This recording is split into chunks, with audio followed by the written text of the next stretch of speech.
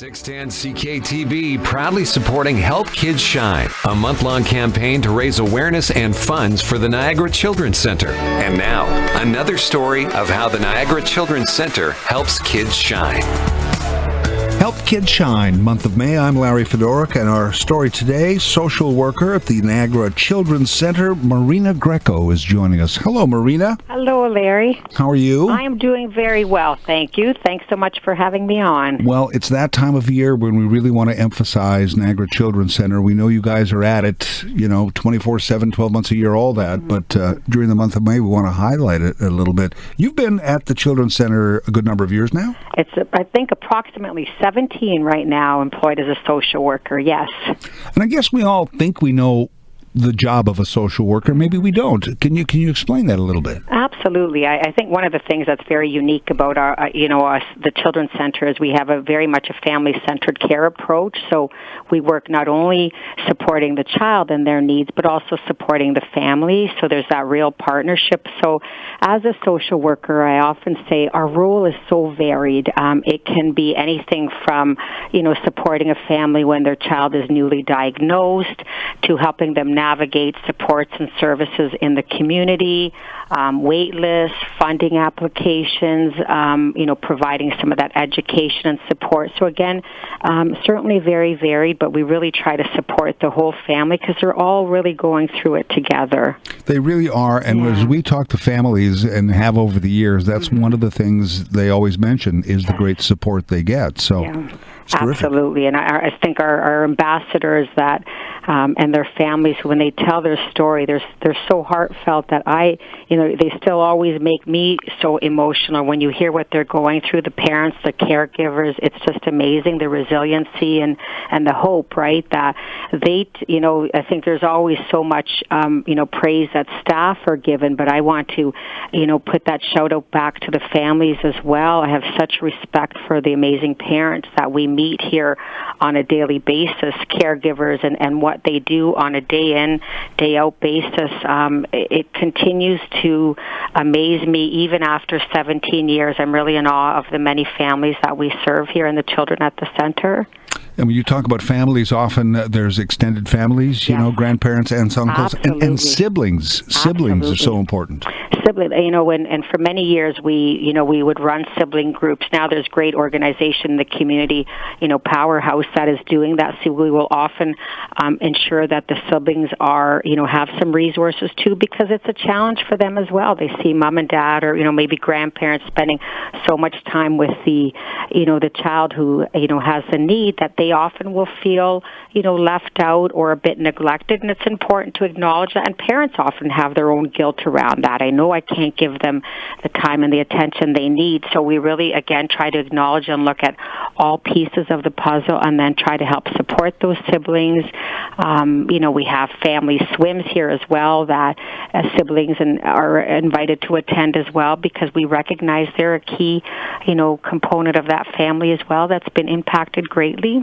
Yeah, I love the pool, by the way. I know it's therapeutic in there, but it's a pool, so it sort of implies like there's fun here. Absolutely, and all children, I have yet in my 30 years, so you get the odd one that maybe does not like to swim, but by the end of their time here, the pool is one of the highlights. And again, the siblings can enjoy that family swim. Parents love it as well. And it's just an opportunity, to celebrate, some normal things that other children are able to do, and why not our children as well. Marina Greco is a social worker at Niagara Children's Center. So where would you be in kind of the line as people get diagnosed, or the kids get diagnosed, they get to the Children's Center? You'd be maybe one of the first people they'd meet? It could be. I have the opportunity. My role is, we have, there's currently 4 social workers, and we support different, children at different stages. So I work with school-age children, and by the time I see them, they've often, perhaps had their diagnosis for a little bit, but it still might be maybe there's been a change in their diagnosis. Sometimes children need surgery, or or things will, oftentimes things improve, but sometimes there's decline for different reasons. So I will help support them through that. I also have the privilege of working with, we have a neurologist right now and a physiatrist, so Dr. Sue and Dr. Stacy, key components of some of the work here that we have, some of the medical clinics. So with Dr. Sue, our neurologist, she often is looking at children and perhaps diagnosing them. So there is a social worker attached to that clinic for just that reason. These are parents who perhaps are being given a diagnosis. It may be autism. It may be confirming that their child has a developmental delay, a language impairment. So we are right there in that clinic for that purpose to then help support the families immediately following the clinic appointment and ensuring they're connected to all the resources, because it's confusing navigating, the supports in the community when you're just dealing with the emotion of, my child has just received this diagnosis. Yes. I'm glad you mentioned supports in the community, because as much as the Niagara Children's Center does, I think the goal is often to make sure people can be active parts of their community, get back to actual schools, that kind of thing. Absolutely. And we have many, too many to list, but so many, collaborative community agencies that we work with. And we, are certainly, again, helping families to navigate who we are in their lives perhaps for a little bit of time, for some children a little bit longer. But yes, the goal is always going to transition back to whether it be a community school or even just community activities that kids want to get involved with. So we certainly, we know we have to share our amazing children with the community. So again, helping families to network, to know what's available, and working with community partners is certainly integral in what we believe in here at the center.